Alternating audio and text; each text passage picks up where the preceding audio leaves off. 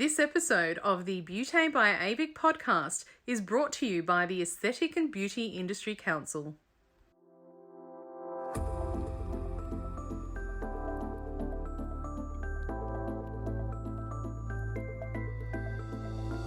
Hello and welcome to the Beauty by AVIC podcast, your online support community for the aesthetic and beauty industry. Here, we are strengthening and unifying the industry through representation, innovation, and education. This is a platform created and dedicated to the aesthetic and beauty industry, valuing unity and advancement. We serve to represent, support, and inspire you by connecting you with industry experts, expanding your knowledge through educational pieces, and bringing you the latest industry news. This is Beauty by AVIC.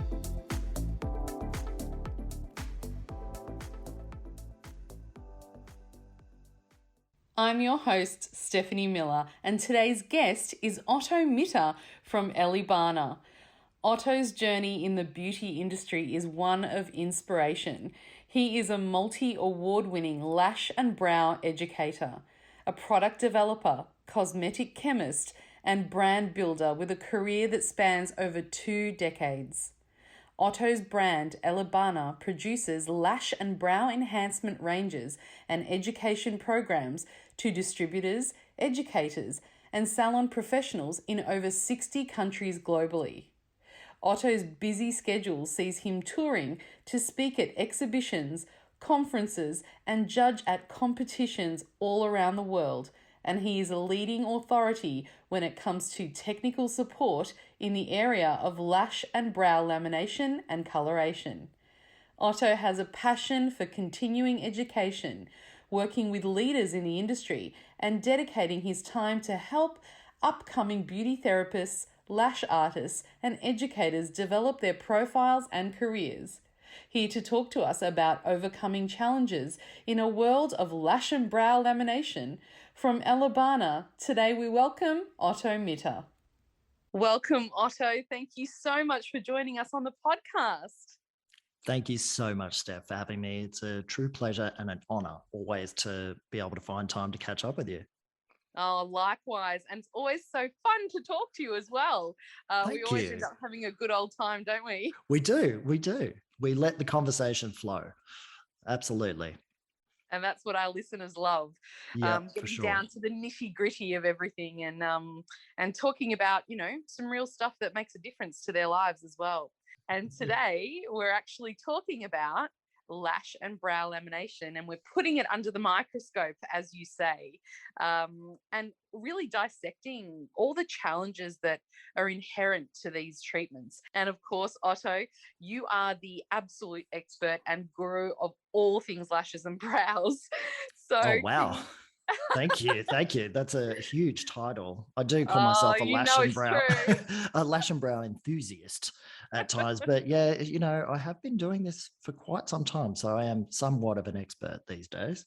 But yes, no, I love it. It's an incredible industry to be part of, and I think I've been doing lashes now it's getting close to nearly 20 years.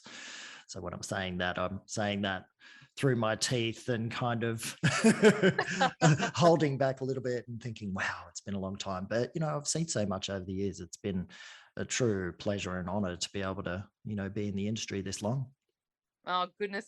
Can you actually tell us about your experience, just a little bit about it, and how you actually created, the juggernaut that is Elleebana, one of the world's most successful lash and brow companies and also training providers? It's been such an interesting journey. I've been born into the industry. Some people would have heard this story before. Mother heavily involved in education and the beauty industry in Australia. And then we created Elleebana, and it was a wonderful business that actually started out on skincare.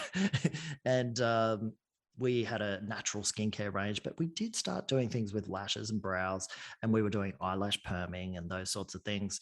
And evolved over the years. We introduced new things into the range that we're working with, and Belmasil lash and brow tints is a huge part of our business. And so we focused a lot on the production of these kinds of products. And then Lash Lift really evolved as well in the industry, and that is our flagship product. We do a lot with lash extensions and tinting products, but lash lifting is our main focus, and we do export to around 60 countries around the world now with our products.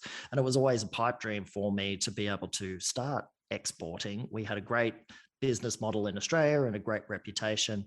But, everyone said to me, I don't think you'll be able to sell it overseas. It's just too hard. You make things in Australia, and we do make things from overseas as well. But, to produce products here in Australia is quite costly. And to get it overseas was definitely a pipe dream. But with the growth of social media or YouTube and all those sorts of things, it really just exploded. And I started traveling overseas a lot, speaking at a lot of conferences, a lot of events and exhibitions around the world. And I really was this guy talking about lashes, and people were just saying, who is this guy from Australia talking about lashes? And I think that was my niche, and it really helped me get a foot in the door. And of course, we have a wonderful product, and that speaks for itself. So that's half the job done, but you do really need an amazing team around you, and a lot of hard work and dedication, and a lot of late nights, but we're here now. We're here now. It's been an incredible journey, and very grateful. Wow, what a story. That's kind of like a dream come true, right? Any business owner would love to have a business story like that to tell. You must be very proud of yourself and the team. Getting down to the nitty-gritty of what you do, it sounds like such an amazing world. I love the lash and brow industry. It's come so far over the years. But there's a lot of people that still don't do it, or they are feeling hesitant about bringing it into their business. Tell us the truth. Is lash lifting and brow lamination hard to do? Well, it's a lot harder than it looks on YouTube. I'm going to start with that. And you can learn a lot of great things on YouTube, no doubt. But it's funny. I say that because a lot of people in the industry say, yeah, I just learnt it on YouTube. And of course, a lot of professionals in the industry just can't believe you even hear that. But YouTube has become obviously a bigger resource than we would have ever expected. But it is harder than it looks. And when you see the treatment process in a video, you're putting these shields or apparatuses on the eyes, and then you're just attaching lashes, putting lotions on, take it all off, and wow, these lashes look amazing. So if you're seeing the edited parts of videos and things like this, it certainly looks easy. But once you start actually doing the service yourself, there's a lot of things that you have to consider. One thing we talk about a lot is lash separation. And when we used to do eyelash perming back in the day, 20 years ago, yes, I'm saying that again, you couldn't separate the lashes like you do now, because we used to use these traditional perming rollers that did have a bit of sort of adhesion to them. And they were these cotton rollers, and when you stuck the lashes on them, you couldn't move them at all. So you had to be very careful about how you would place these lashes on, get them on as separated as possible. But when silicone shields came into the market, that allowed us to separate through the lashes. And Elleebana and our techniques have been definitely very influential in the worldwide market when it comes to this technique. We really pioneered lash separation quite a bit when it first came out. And so you're using an isolator tool to be able to go through the lashes and actually place them on the silicone shield in the perfect kind of design. And so they're not clumping or crossing over and that sort of thing. And that really makes such a huge difference to the result. So, you've got this technique that you have to master, and you can sit there for 10 minutes 20 minutes trying to separate through lashes, especially when you're learning. And it can become quite frustrating when you're learning if you don't, understand how to do this technique. But lashes are so small, right? They're like smaller than a millimeter in thickness, and to be able to get an isolator tool in between those, it's different from lash extensions. We do use tweezers to isolate lashes, but when it's on a silicone shield, it's a different kind of technique altogether. And lashes tend to want to clump together when you're pulling them up on the silicone shield. So Yes. you can really spend a lot of time just on that technique alone. But then we've got things like lotion placement, and that looks really simple as well when you see it on a video, but really it has to be applied perfectly, and it has to be the right consistency. You can't have any gaps in the lotion. It needs to be thick the same way across all of the lashes. If you don't get it precise, you can have variances, in the end result. So Right. it's a lot trickier than you think, because there's all sorts of different brushes that you can use as well. And you might also use all different types of lotions from different types of manufacturers that have different viscosities. Some go on faster than others. Some process faster than others. So as you're putting it on the lashes, you have to understand that those lashes are starting to process, the chemical reactions starting to happen, and you might need to work faster. So you have to take that into account. Then we've got things like glue control. If you use too much glue, that can form a bit of a barrier, which again can, show a variance in the end result. If you don't use enough adhesive, then lashes can start coming away from the shield when you're doing your lotion steps. And that is so frustrating. And that will be another pain point while you're trying to get this flawless result. And then, you've got client expectations, which is something I talk about a lot in my videos on YouTube and Instagram, is really understanding what clients are wanting, and also as a therapist explaining to them the variances that you can have because you're using a permanent wave lotion on different hair textures and things like this. And so you can get varied results from time to time, and that's like skincare, right? Can you relate to that Yes. one, Steph? Yes, I can. Skincare on someone's skin, a particular type of product will work differently on a different type of skin, correct? So this is the thing, when you're using these products on different hair types, it can be different in the time. So you get these variances, and you need to be able to talk to clients about that. And they also see these pictures on Instagram, these beautiful results of clients that have super long lashes, right? We see those beautiful pics on Instagram, and we're like, okay, I need to go and get a Yes, lash. yeah. Look at that. It's gorge. But it's not going to be like that for everyone, because if you've got short lashes, well, guys, you've got short lashes. So that is what we've got to work with, Face it. right? Basically, you're saying Sometimes face the it, hard bud. truth is really hard to bear. But, it is part of being an artist. You have sort of the canvas that you're working with. And look, a lash lift on short lashes can look great. It can Oh, make a huge difference as especially, well yeah. for somebody with short lashes. I've had a lot of clients over the years that have absolutely loved the result. It's made a huge difference, but it's not going to look exactly the same as the ones you see on Instagram. And I have seen clients and people over the years, or people in forums, say, my lashes don't look like the pictures that I'm seeing on Instagram.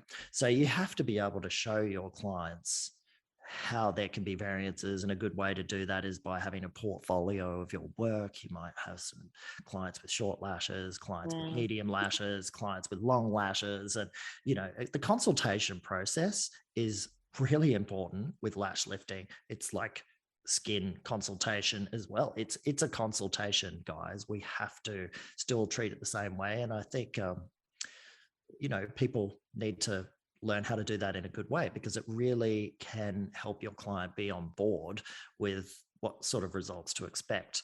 And the other thing is like therapist expectations. And as a practitioner, we need to obviously achieve the best possible results for our clients. We're striving for perfection all the time.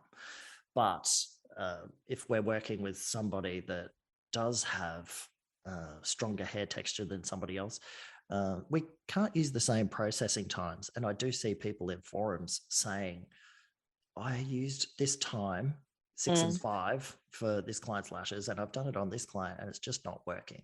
So, there's all these things that happen in the lash. That's just lash lifting too, mind you. I've just gone into all of that with lash lifting, and the same sort of thing happens with tinting. It happens with brow lamination. You can have, lots of variances there that you have to prepare for. So there you go. Look, it really is harder than it looks to do. So that's why great training is so important. I asked that question in complete innocence. And I didn't realize, honestly, I knew, because there's always complications and variations, but I didn't realize it was that variable and that intense and that customizable as well, the treatment. And did I hear you right? Are people actually learning this craft on YouTube, as using YouTube as their trainer? Well, yeah, you did hear me right. But look, that's it's almost a swear word, isn't it? In the beauty industry, sometimes like you learnt that on YouTube. But I am changing my views on this, and I'm probably going to get some people saying, Otto, what are you talking about right now? But I do feel YouTube has its pros and cons. So it depends on what type of education you're getting on YouTube, because people do, a lot of great information on YouTube. We have some great videos on there that really do help people. So, but it's not always really going, it's not the official training though. So you can't really be certified in the same way, because you don't have somebody sitting down and obviously watching you do the treatment and assessing you. And that's, paramount, as we know. You have to, that's the best training right there, is obviously being assessed and having that person over your shoulder, holding the tool in the right way, making sure you're applying lotions the correct way, making sure you're not getting it in the client's eyes. Obviously, all of the literature is there, and you can see it on the video, and you can tell people to do it. But you can never replace having somebody over your shoulder mentoring you and guiding you, supervising through the process. I mean, that's why we focus so much on hands-on education. We have a great online platform, but for years we actually held back from training online because we are so passionate about hands-on training. But we, during COVID, definitely pivoted with our business, and we came up with a great online concept, for training, where we have all our online modules, but we still do face-to-face time in our courses, via Zoom. And that's actually a mandatory part of our online training. So it's not a set and forget course where you just pay a fee and you watch the videos. So especially for beginners and people starting out, but you can learn so much from YouTube, but definitely not getting the official certification. That's for sure. No, I mean, learning on YouTube is one thing, and enhancing your skills and learning different techniques and so forth, and really also keeping abreast of what the industry is doing and the changes. But nothing replaces official training that you go through, from start to finish, and you get your certificate afterwards. I mean, you're dealing with the eye area. And Exactly. I know myself, I mean, that's a very delicate area. And I know myself, I would not want to trust my eyes in the hands of someone that's just basically learnt how to do it, slap and dash on a YouTube video. That's for sure. Yeah. I know there's some super talented people out there, but yes, no, we're not going to, but yes, no. Yeah, we have to have, official training where you have a trainer really guiding you through those steps. It's so important, isn't it? Absolutely. And, things that you were talking about, going challenges, we won't say going wrong, but challenges, if you have something that is a challenge in your way or an issue, how do you really go in and fix it? How do you fix a lash lift? Even say when one eye hasn't lifted and the other eye hasn't. That's a really good question. And the thing is you can do this. And I spent a lot of time in forums, helping people.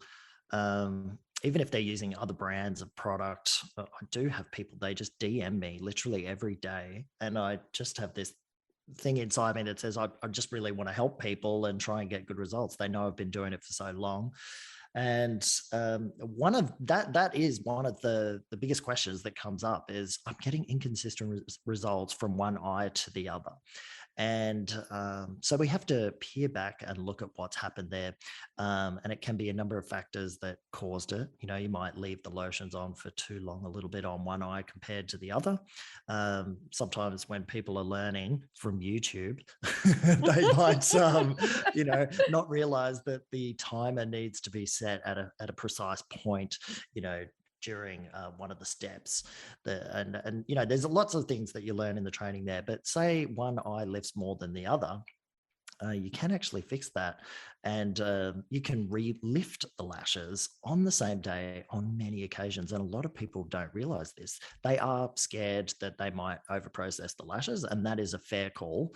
You do need to get experienced in this, but I have readjusted lashes on the same day so many times. We do, photo shoots, for example, with models that have come in, and we're, doing the lashes, and maybe it didn't lift quite enough, and we didn't get that exaggerated look that we wanted. So we would re-lift the lashes again, and it might just be putting the lotions on for half the amount of time again, straight after that step, and it works beautifully. I've never had any issues with it, but I do have that experience.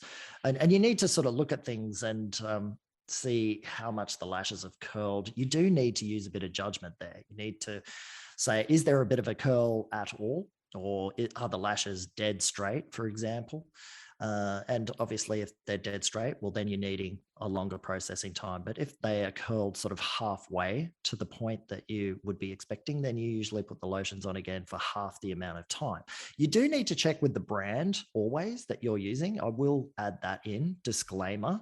Very important that you do talk to the brand and check that they're happy for you to do this. But with our products over the years, I've certainly done that on many occasions. And then the other side of it is relaxing a lash lift. And we were one of the first people, I would say, in the world that ever put a video out there to show people, this process and how you could relax a lash lift. And then, many other people started doing it over the years because it's a really good trick. Obviously, you want your clients to have a perfect result when they're leaving.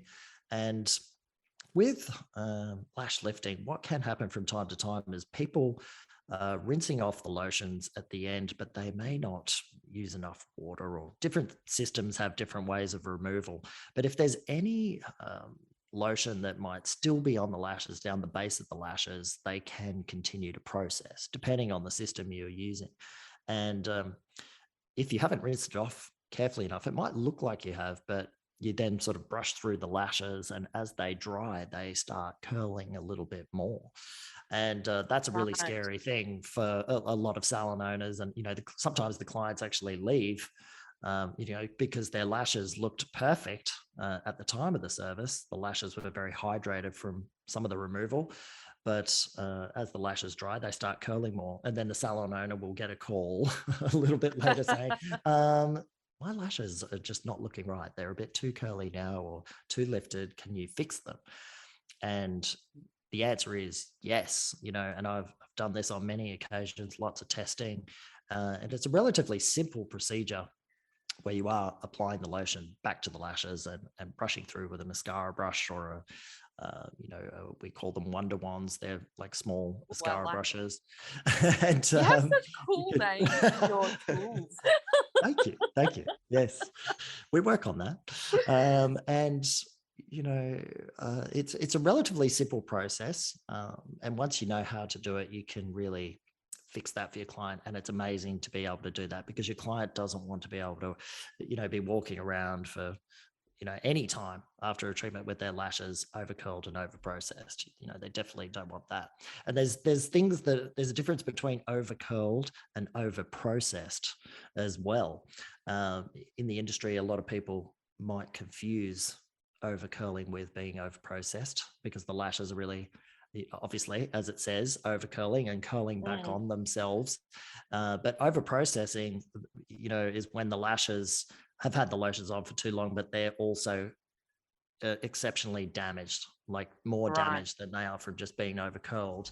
And that's when they start not just over curling, but going in all sorts of directions, because the hair's, so dry and the bonds have been broken down so much. And so there is that difference that you learn over time as well. But generally, you can fix it by relaxing the lashes. It's a technique that has saved so many people over the years, and they can still, have a great result after that lasts, 4 to 6 weeks. But that's all part of the training process. Yeah. You were talking about over curling, and I could imagine, if you don't relax it, does it relax itself over time?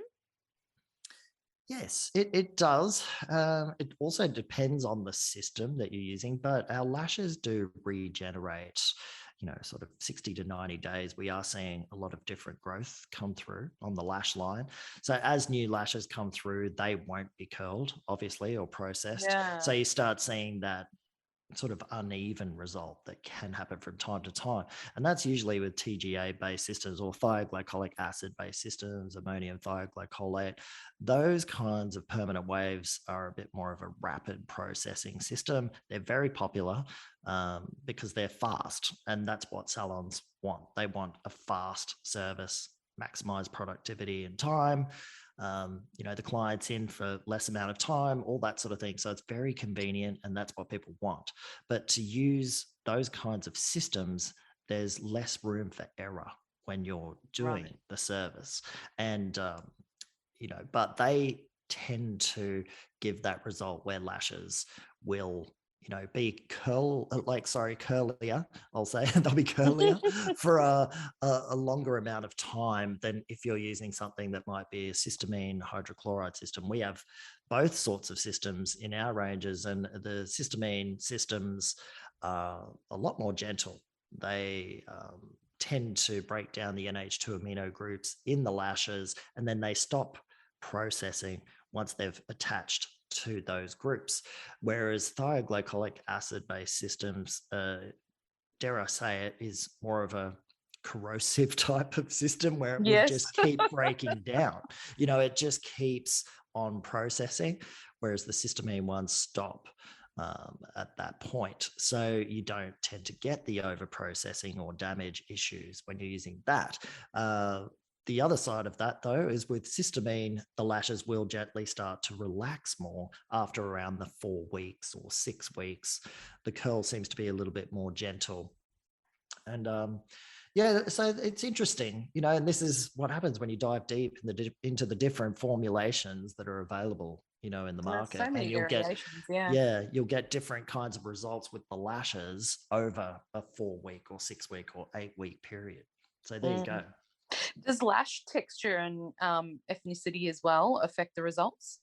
It's such a big part of it. It's something that is spoken about a lot in training, but it's difficult to always look at a lash and know 100% just by looking at it whether it's going to be resistant or not. Now, I've had clients or friends over the years where I've done their lashes, and her lashes were really thin. They looked thin, but it was so resistant. And she does have some Aboriginal heritage, actually, in her family. We sort of went through and discussed, the hair types in her family, and it took me about 3 different treatments to be able to finally get the right time for that client. So sometimes there is a little bit of give and take, a little bit of trial and error. You have to, if you're using a TGA system, you don't want to overprocess the hair. So you take it in baby steps during these treatments. And eventually we were able to find out a good general time for her lashes. But just to look at her lashes, they looked thin. You wouldn't think. So that's a real tricky one. Now, sure, if you have clients that have super thick, long lashes, that's generally a good sign that they're going to need more time. The longer the lash, you're going to need more surface area of the lash covered in lotions to, maximize the effectiveness of the treatment. But so yeah, basically you can see from longer lashes and thicker lashes, most of the time they are going to need more time in the processing. But there is those times, like I just said, where it isn't always that way. But there is this great technique that people are showing now in the industry where they're testing the moldability of the lash during the step 1 process. So after about 6, 7, 8 minutes, or that recommended time, depending on the lotion you're using, you can actually grab a tweezer and just pull one of the lashes gently off the shield, and you can see if it's moldable and if it's starting to work and if it's softening. And if it is, that's a really good indication that the lashes are at their perfect action point, which is going to be ready for neutralization or setting.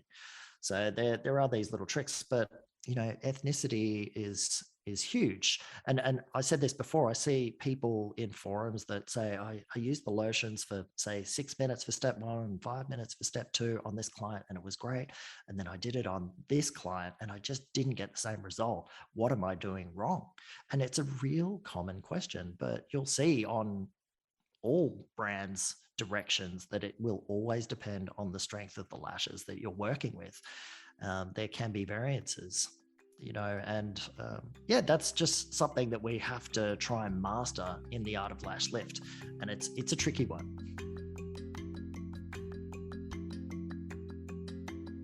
The Aesthetic and Beauty Industry Council is Australia's peak industry body, representing the collective professional beauty and aesthetic, salon, clinic and spa community. Created for the industry, by the industry, our council is a collaboration of industry leaders who bring their commitment and specialised skills to raise industry standards, guide regulation and be a strong voice to government. At ABIC, our purpose is to provide an accessible and supportive organisation for the betterment of the professional beauty and aesthetic field, to enhance working practices and promote unity across the various sectors of the industry. ABIC's mission also includes being a trusted source of referral, education and guidance for clients of the beauty and aesthetic profession. ABIC is here to support our members through an extensive offering, including hundreds of valuable resources, HR support and industry expert facilitators to ensure your continued growth and success. Join us today and together let's safeguard the future of the beauty and aesthetic industry. Find us at www.theabic.org.au. At ABIC, we are here for you.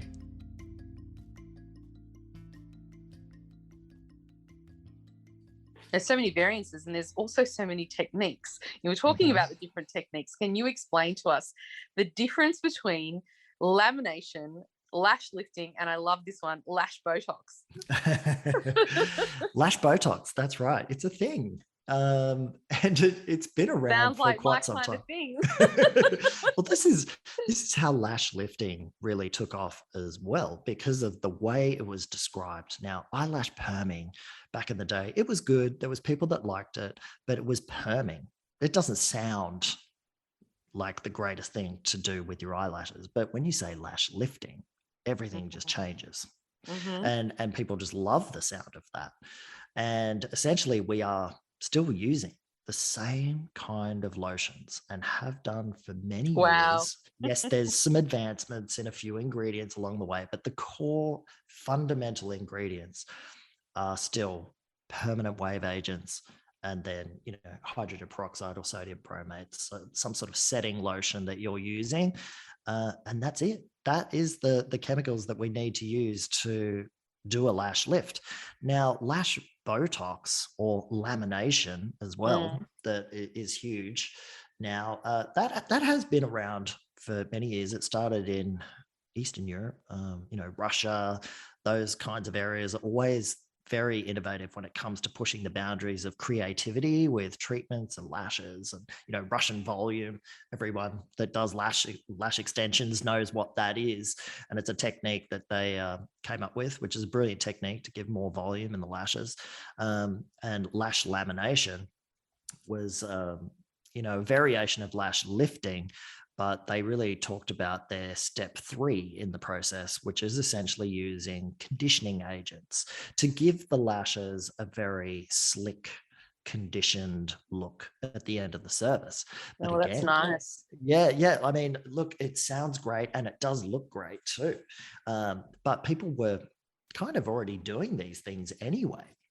But, using the description lamination is, a brilliant way to describe how the lashes look after this service. The other one that's quite big now, but again, it's been around for over 10 years, is lash Botox.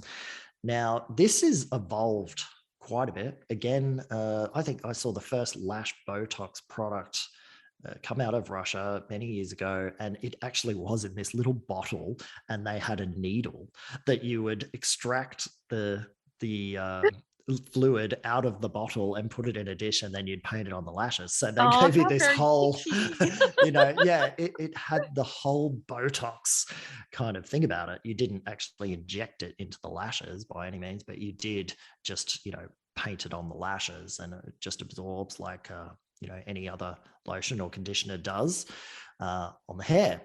And the ingredients in lash Botox, if you have a look at it, you'll see a lot of the time they are mainly conditioning agents, and they are peptides, great ingredients that are good to help give hair that, or lashes, that stronger kind of feel, more conditioned feel, more volume to it. And you have a lot of descriptive words, lash Botox, filler, and they are really inspired by the skin industry. When we think about that, that's where it's all sort of coming from. And they're, similar kinds of ingredients that obviously it's not actual Botox that we're using for lashes, but it is most of the time. If you have a look at the ingredients, you'll see it's conditioning agents, and you can go and compare and see what brands are doing around the world and see what these ingredients do, and they do have some great benefits. But essentially, it's conditioning the hair. Now, it is important for consumers and therapists and everyone to know the truth about how these work. And I think it's great. It's a great descriptive name. It helps salon owners sell the service as well, because it sounds great. It sounds like something you want for your lashes. So it's all, relative, but it's interesting to know the ingredients behind it and how it works. Because then it gives you a little bit of perspective that essentially you could use a conditioner from one brand and lash Botox from another, and you would be getting the same kind of results or similar results, of course, depending on the formula. Some formulas, they're not all created equal, that's for sure. There are better ingredients out there than others. And, but a lot of the time it is those kinds of conditioning agents and peptides. You were just talking my language with ingredients just then. So tell us about the advancement. What new products, ingredients have actually been introduced recently with lash or brow lamination? This is definitely where the industry is heading now. It's really, for any brand out there, it's all about what kind of ingredients are we using. That is the holy grail of what brands are trying to achieve now, and see, what kind of innovations do we have available to us when we're doing these kinds of chemical treatments. And of course, we turn to the hair industry a lot for inspiration. They're the pioneers of what's happening in development with hair care. And even the skin industry as well. Of course, as I was saying before, we look at all of that, and we see what's trending there, what's beneficial there, and how can that actually help lashes or brows and hair, and even skin for our clients when they're doing a brow lamination. But some of the ingredients that I think are really starting to trend now are things that help repair the structure of hair as much, or the bonds. Bond repair technology is what we're hearing a lot about in the hair industry, which has been around for quite some time, but not so much in the lash lift industry. There's a couple of brands doing it, but more and more brands brands are now starting to do it. I mean, we do something similar as well. We're using a product that's called Regen, and it uses a combination of bis PCA dimethicone and aminomethyl propanol. It's basically a proprietary blend of different kind of ingredients, dimethicones, and it actually really does help to repair the hydrogen bonding of hair during the chemical process. So you can mix it in with your perming agents or setting lotions, things like that, similar to what Olaplex is doing, or Redken, pH bonders, those kinds of products. And we have done some great tests, under SEM, scanning electron microscope, just to see how the lashes hold up, How fun. using these. Yeah, it is a lot of fun. And you can get nerdy and sit there and in the lab and just test it. And when we've, put lotions on lashes, for 30 minutes or an hour, putting a thioglycolic acid perm lotion on a lash for an hour and looking at how that looks, and it doesn't look too good after that amount of time. But when you're using these bond builders and the cysteamine formula, the lashes are still in excellent condition after that length of time with processing. It's very fascinating. How brilliant is that? How it works. Yeah, so it does work. These kinds of things are very beneficial for clients. So we are seeing a lot of brands that use those sorts of things now. And what else is really trending? I mean, Lamy Balm is a big one that's coming out at the moment.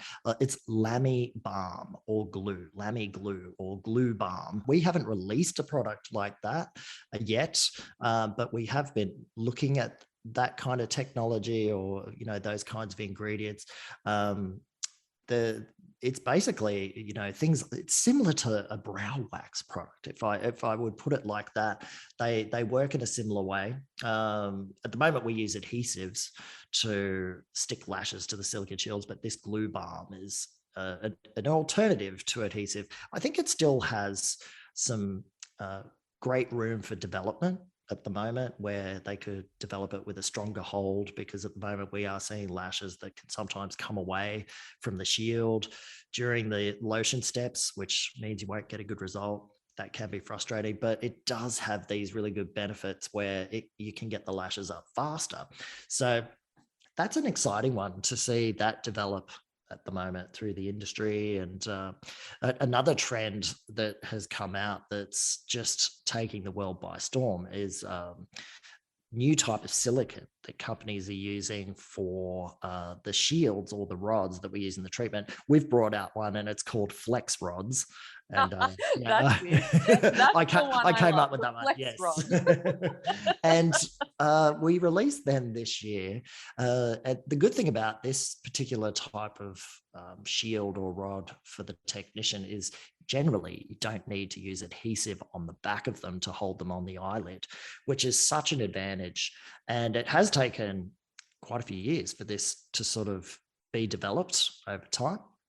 But now that it is out there, a lot of brands are using this kind of technology because it does just speed up the application for the therapist. And without having to put adhesive on the back, that means you're using less product.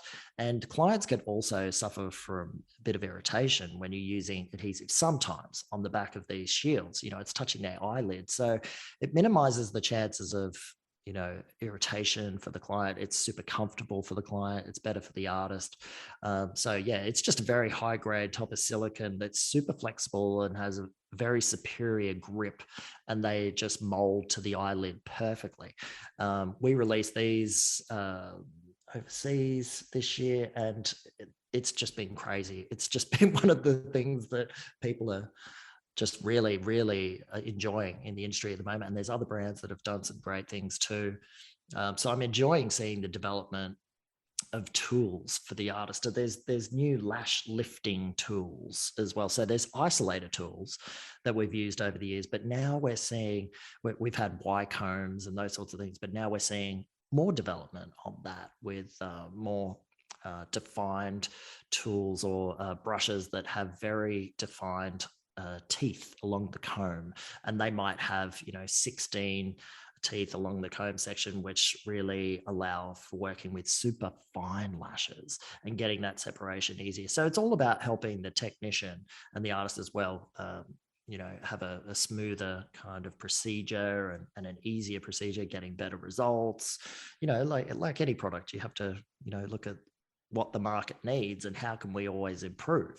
So those sorts of things are just really taking the world by storm at the moment. And it's great because you look at this industry, it's been around for so many years, the lash lift side of things I'm talking about, and it's still going, like if this year we're still getting innovations with it, we're still pushing the boundaries of what we can do with this good old little lash lamination service or brow lamination service.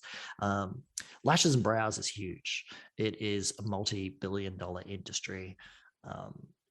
Just mascara alone is just huge. I was looking at some research on that the other day. Yeah, have you seen the stats on that? Gosh. It's just wild. And it's because it makes such a difference for our lashes and our clients. And it's easy to use and, minimal maintenance, all those sorts of things. It's just, it's a really great service. I always knew lash lift was great. It just took a while for everybody to catch on with it, but now it's one of the most Googled treatments in the beauty industry. It really is, isn't it? And it's really cool, all the innovation that I'm hearing, all the new tools that come out, just it makes it seem so much fun.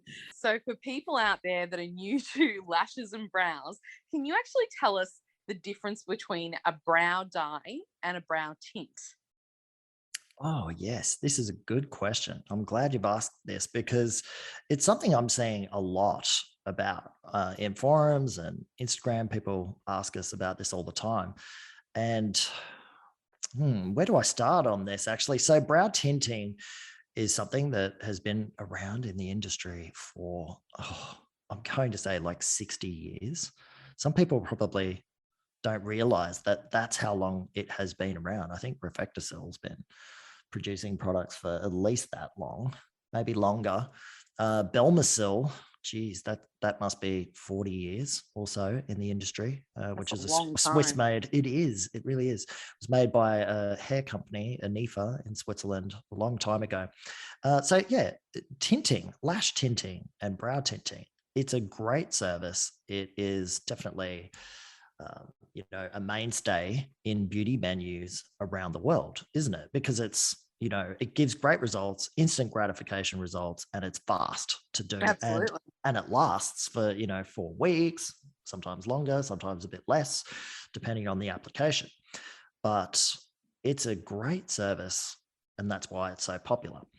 But over the years, there has been concern, obviously, with tinting products to ensure that they're safe to use, right? We need to make sure that the levels of PPD or paraphenylene diamine that are, in the products, the actives, are at safe levels because that's also a well-known allergen. Now, if these products are applied well, you don't always, you rarely get a reaction with these products if you apply it well and you are a professional.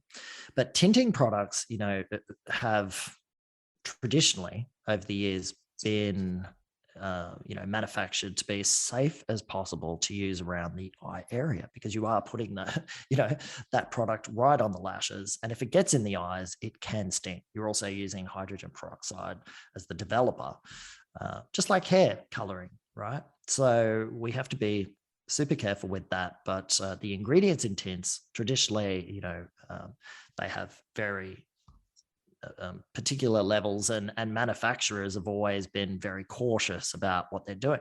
Now, brow dye has sort of jumped into the scene a lot more over the last few years. And what is the difference between brow dye and tint? Well, it's not really that much different in my opinion, except for some of the emulsifiers that are being used and the levels of PPD from my research are a lot higher in these dyes. So that's just something to consider, isn't it? They are still within safe limits, but I feel they're more at the maximum end of the scale when we're using these particular colorants. So, we have to just consider that and know how to use these products effectively. But essentially, if you're using a product that has higher levels of PPD in it and resorcinol, you are going to get a stronger, longer lasting pigment. So that's one of the main differences. And the other difference is they tend to change the emulsifier out. A lot of the dyes that we're seeing are more of a gel consistency. So they use emulsifiers or thickeners like hydroxy ethyl cellulose, for example, instead of cetyl alcohol, which is, your classic white waxy emulsifier, which gives it that cream kind of feel with hair products or hair coloring products or tint.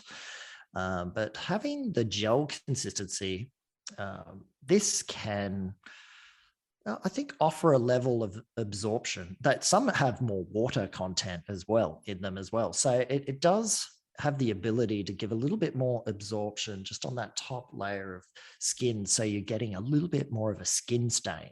And skin staining is just like everything for brow artists these days. And they just want that flawless kind of crispy result on the brows. Makes sense. And yeah, that you want your client walking out the door going, wow, look at my brows. They're not patchy, it's crispy and very defined and consistent all the way through. And I think brow dyes, have a good ability to be able to achieve this due to the change in the emulsifier and the water content, and obviously how much PPD is being used in resorcinol, things like this. But there is a lot of variance, a lot of considerations about that, but you can still get great results with tints too. It will really just depend on the color you're using. I mean, you can still get a skin stain with a traditional tint that uses cetyl alcohol. It just depends on the pigment. Some of those tints can have a high level of PPD in them as well. It really does depend on the manufacturer, I guess. There's been a lot over the years, different types of brands that have come and gone, and there's been some really good products. But also what's trending a lot more is hybrid tinting, which is a combination of using henna, Lawsonia inermis in the ingredients, as well as hair coloring products or PPD. That's interesting. Now this has also been around for a long time, but it's coming back into fashion. And it's so interesting. I've seen this because I've been around a while now. You've dinosaur. Seen the cycling back, have you? I'm the dinosaur in the industry, yes. And but it's great, to see how it all sort of evolves. But I remember going to Bologna Cosmoprof. Oh gosh, a long time ago, over 10 years ago, and there was companies there selling brow dye and lash dye tint products that had henna and PPD in it. And they were cream products that you use a developer with, and they're very effective. Great results were achieved with those, but they didn't take off as much as what they are now. So it's very interesting to see why these products are taking off more now. Is it social media? Is it, how trends evolve because more people are sharing it now, more people are aware of it now?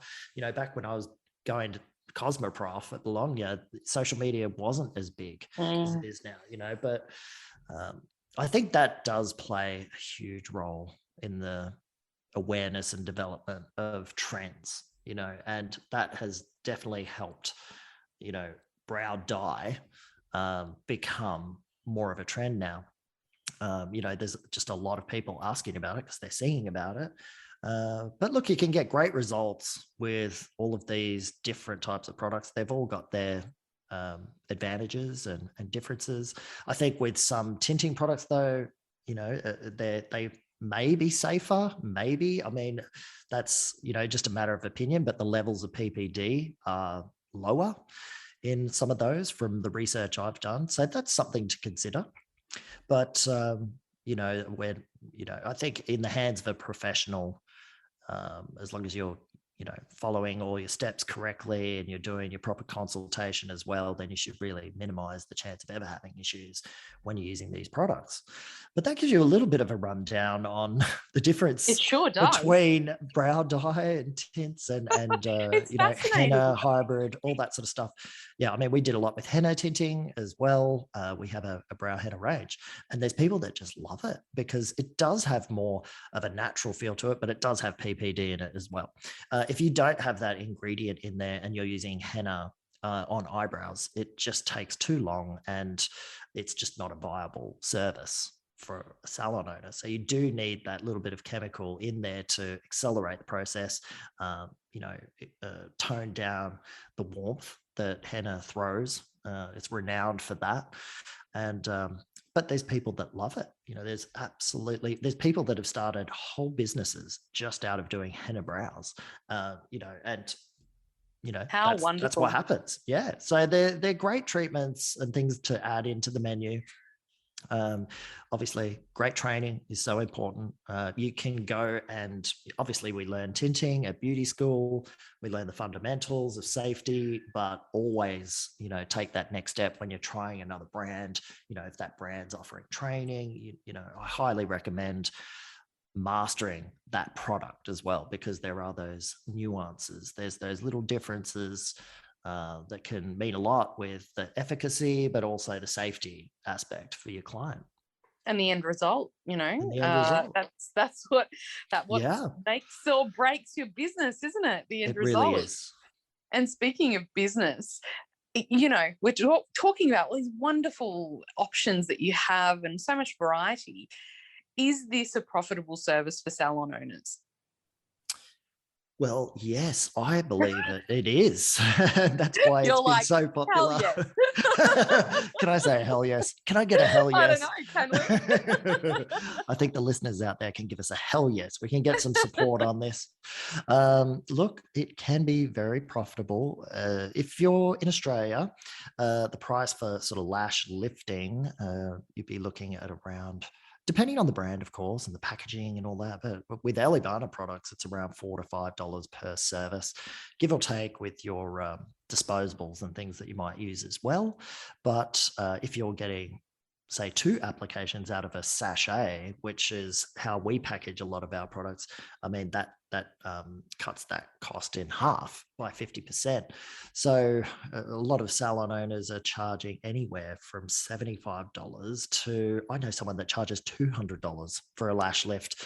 Some people laugh at that and think that's way too much to charge, but look, she does it and she has people that keep coming back, and it is possible.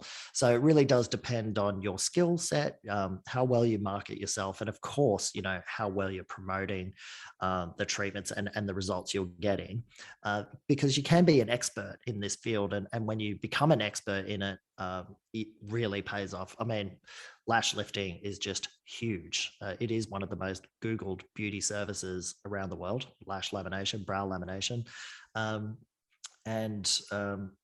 So many salon owners I know just do these services and they're booked out all the time. It's crazy. So it really is something that can be extremely profitable for a salon owner if you can master the art of doing it.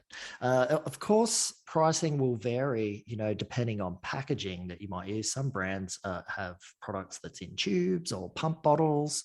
So it might work out cheaper per application. It might work out more expensive per application. It does vary depending on exchange rates and where the products are from, the quality ingredients that they're using, all those kinds of things you have to take into account. But generally around $4 to $5 in Australia to do that service. And if you're tinting with it as well, which is a must really, if people are suitable to have the tint, that costs you around 20 cents or something per application.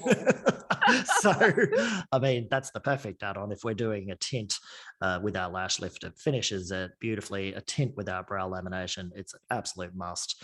And it doesn't cost you much at all for product. Of course, it's your time. And I think that's one of the biggest things that salon owners, business owners, technicians need to take into account is, how do I get really good and efficient and organized in doing this service so that I'm not wasting time and, maximizing my day. And once you get that down, it can be super profitable. Absolutely. I'm so proud of our industry. It's starting to really charge what the individual and the artist is worth. And I think we're building our confidence in that. I think we suffered from a lack of confidence in charging adequately for a long period of time. And I think for a while there was a lot of competition between each other and between businesses.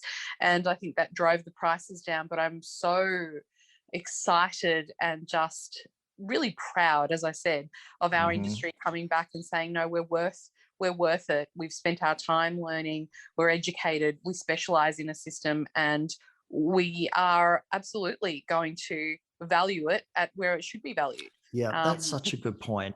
And I'll never forget one night I was at the ABIA Awards. I am every year, but a guy there was, I can't remember the brand, but he was presenting an award there, and he talked about this. He mentioned this speech and this ethos that it's similar to when you own a coffee shop. Of course, a coffee shop opens up right next to you, right? That you see that all the time with coffee shops. People it's an area, and all of a sudden they just all open up next to each other. And I think that happens in our industry, hair, beauty as well. You'll just get a hub of where people go to get beauty services.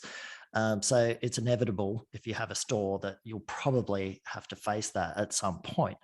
And he told a good story about a guy that had a hair salon, and then a hair salon opened up next to him, and the original guy, he was charging, say, $40 for a haircut. This salon started charging $20 for a haircut. And, so he thought to himself, what am I going to do? Like, I cannot afford to drop my prices to what this guy is doing. I'll just go broke. So he went, I know what I'll do. And he put a sign up in the window and it said, we fix $20 haircuts. Oh, that's wonderful. And I thought, that's a great thing to, think about, because you do have to believe in yourself. Like you just said, we do have to charge what we're worth. And I see it more and more now. Like you just said, people are mastering their craft.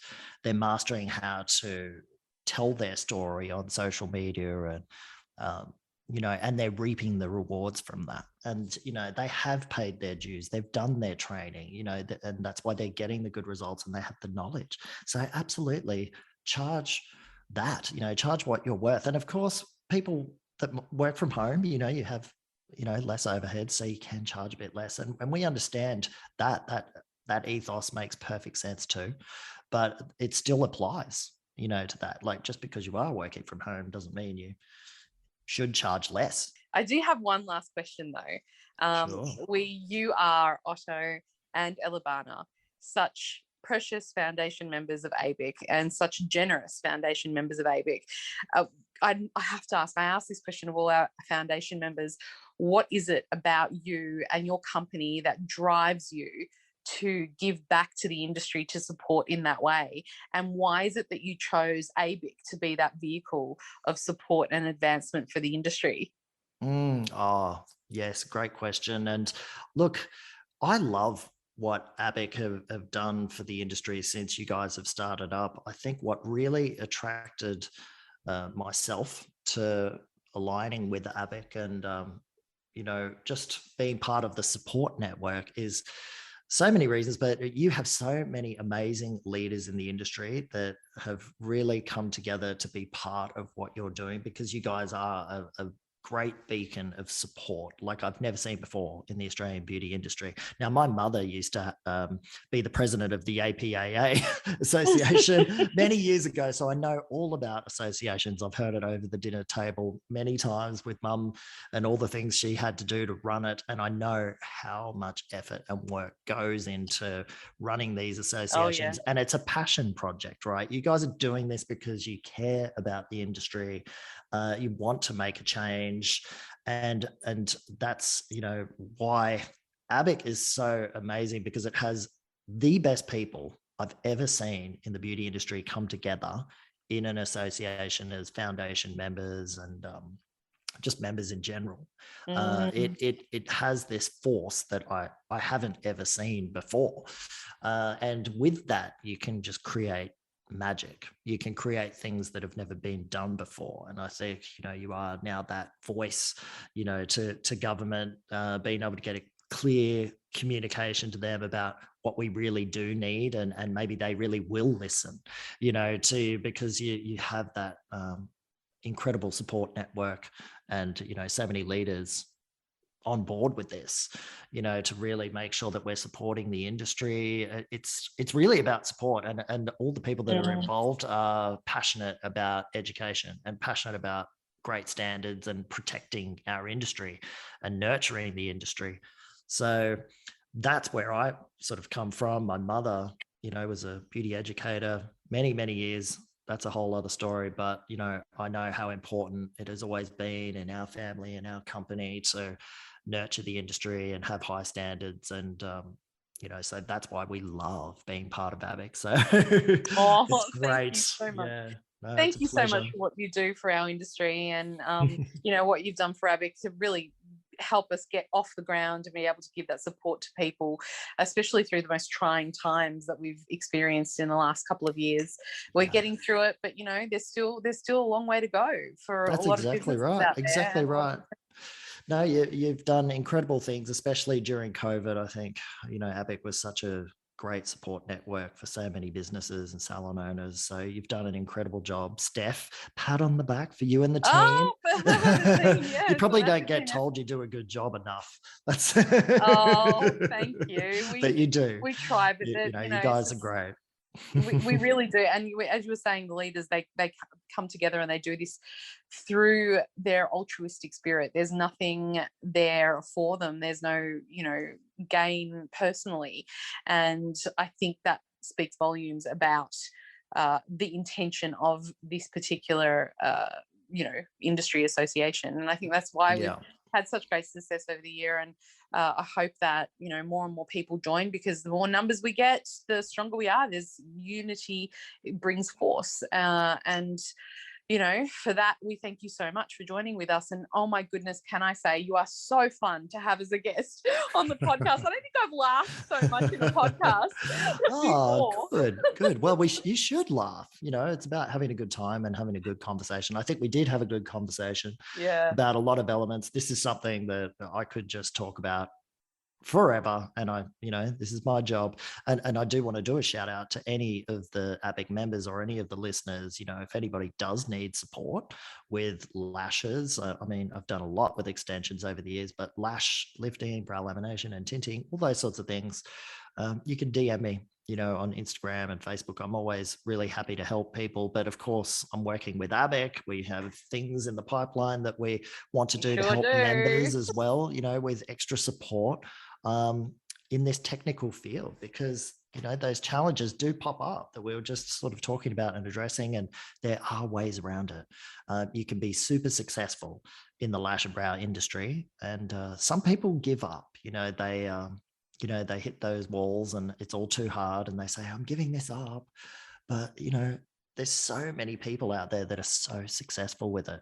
So it comes down to passion, good training, good support, all of those things, good products, everything like that in the mix. But it's a very exciting part of the industry to be part of. Sure is. Thank you again so much. It's been a real pleasure.